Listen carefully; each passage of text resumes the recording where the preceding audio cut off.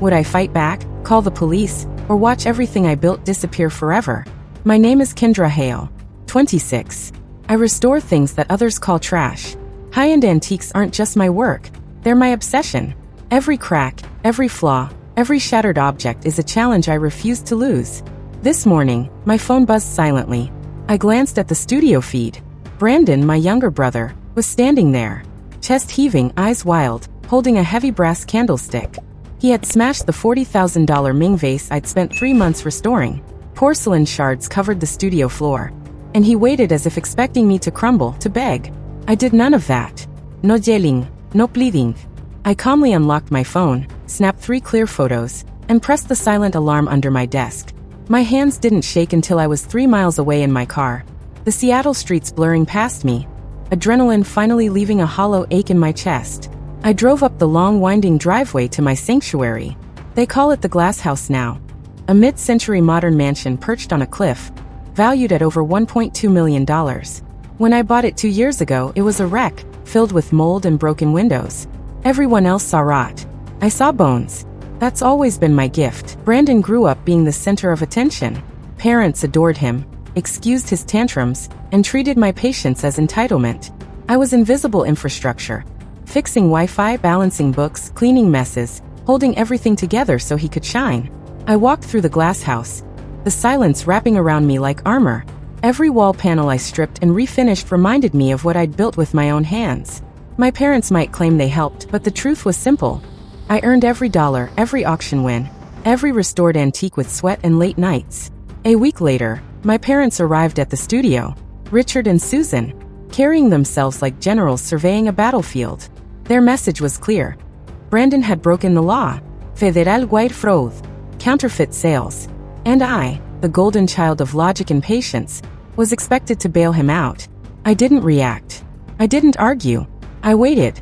Because in this family, silence is interpreted as weakness, and weakness is an invitation to attack. I studied the shattered vase. Brandon hadn't just destroyed porcelain, he had tried to break me. But when you spend your life restoring broken things, you learn exactly where the cracks are, and which things aren't worth saving. That was the moment I realized. I wasn't just going to defend myself. I was going to set the trap. The drive home felt longer than it was. Seattle's gray streets blurred past as I gripped the steering wheel, my heart hammering, not from fear, but from calculation. Brandon had thrown the vase. That wasn't the problem. The problem was predictable. My parents would jump on this, twisting the narrative like they always did. They always did. The glass house loomed ahead, its mid-century facade a monument to years of sweat, persistence, and perfect timing. Inside, the silence embraced me. Every polished panel, every restored cabinet reminded me. This is my domain, not theirs. My phone buzzed. One message from Susan, then another from Richard. We need to talk. Not a "are you okay?" Not an apology, just the demand. Their tone carried that same cold calculation they always wielded. Pressure disguised as concern. I didn't reply. I didn't call Brandon. Instead, I went through the studio footage, zooming in on the exact spot where the vase had shattered. Brandon hadn't just smashed porcelain. He had tried to rattle me, make me react, make me bend. He didn't realize that when you've spent your life restoring broken things, you can see exactly where the cracks are, and you know which ones are unfixable. For 7 days, I didn't respond. I documented everything. Damages, insurance claims, inventory. I moved silently, like a shadow through the house, like a predator waiting for the right moment. Because I knew how this family operated. Silence equals weakness. Weakness invites attack. The following Tuesday, they arrived at the studio. Richard and Susan, stepping in like generals surveying a battlefield. Eyes scanning every drop cloth, every sawdust trail. Brandon lingered behind, feigning innocence, looking for validation. This place is a mess, Susan sniffed, wrinkling her nose as if disgusted by effort. I'm working, I said flatly, wiping varnish from my hands. What do you want? Richard's tone was calm, measured, but underneath, you could feel the threat. Brandon's in trouble, Susan said, leaning forward. Serious trouble. I raised an eyebrow. I imagine he is. Assaulting property usually has consequences. You caused it, Richard said, almost gently. The stress of seeing you succeed while he struggled, it pushed him to make mistakes. I laughed quietly to myself. I caused stress by existing? Yes, Richard said. And now the law is involved. Counterfeit luxury items. Federal wide fraud. He's 24. He can't go to prison. We need your help. I leaned back, crossing my arms. Calm. Calculated. I didn't build this empire to be bullied by entitlement. They didn't understand the trap forming quietly around them, the ledger of law and logic I'd been constructing. They only saw opportunity, the way they always did. Brandon thought he could intimidate me. My parents thought I would cave. Neither of them knew I had spent years preparing for this exact scenario. And now, the real game was about to begin. I watched them circle the studio, eyes scanning every detail, as if they could claim ownership of the polished wood and antique glass by sheer force of will. Brandon lingered behind, fidgeting, clearly expecting me to flinch. He didn't know me. Not really. I took a slow breath, letting the calm sink in. Years of preparation had brought me here, and every piece of evidence, every insurance claim, every photo of the shattered vase was a brick in my invisible wall. I wasn't reacting. I was calculating. Richard cleared his throat. You have the resources, Kendra. You can fix this. You can bail him out, or... He let the sentence hang, a knife edge in the room. I smiled faintly. Or what? Susan stepped forward, trying to project authority. Or we go to court. Brandon can't afford fines, legal fees. You're the only one with the liquidity. You'll do it. I didn't answer. Instead, I slid a thick leather binder across the steel conference table, the only untouched furniture in the room. Its weight seemed to shock them. What's this? Richard asked, pretending curiosity. It's a solution, I said softly. Brandon's legal fees, restitution to clients, and rebranding costs will be covered. But there are conditions. Brandon blinked, clearly not expecting this calm, measured tone. He looked around, confused, realizing the room had shifted. The predator had become the architect.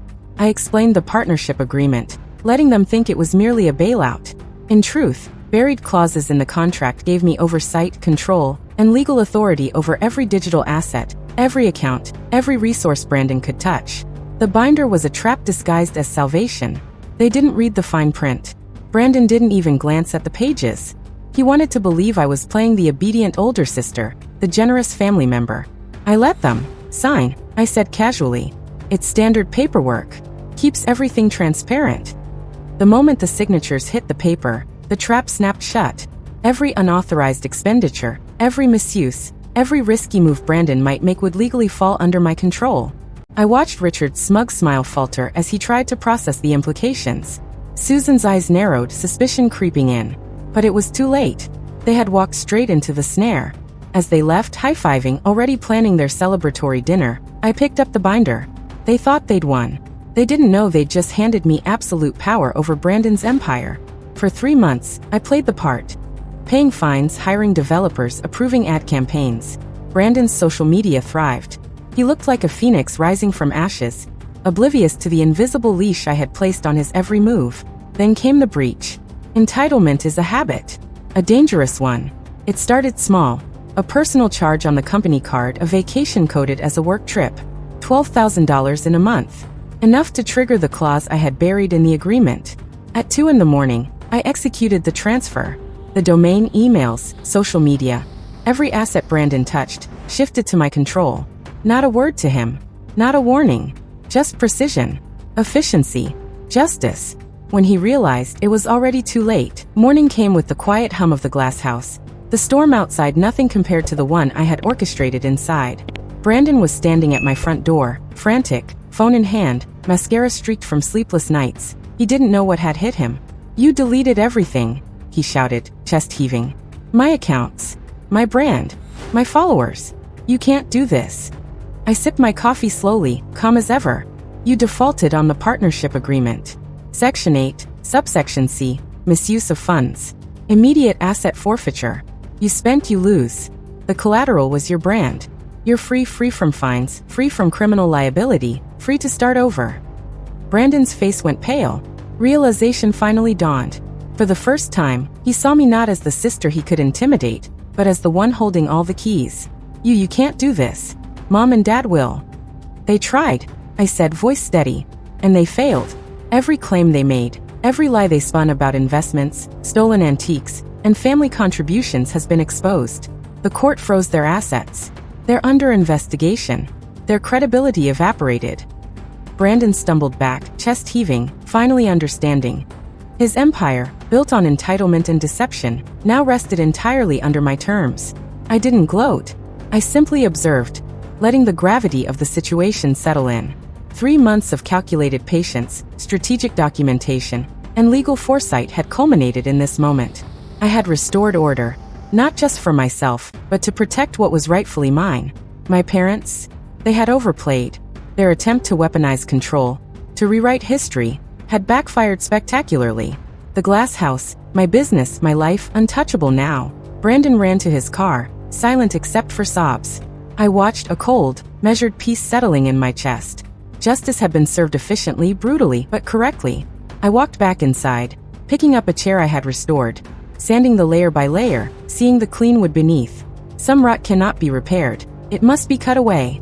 I had cut away everything toxic in my life. And now everything that remained was mine, completely. If you want to see the next story, even more intense, even more shocking, make sure you like, comment, and subscribe. Tell me in the comments what type of story you want next. Legal thriller, revenge, or true crime twist. Your feedback shapes the next story. Don't skip and stay tuned. The next chapter will be bigger, darker, and unforgettable.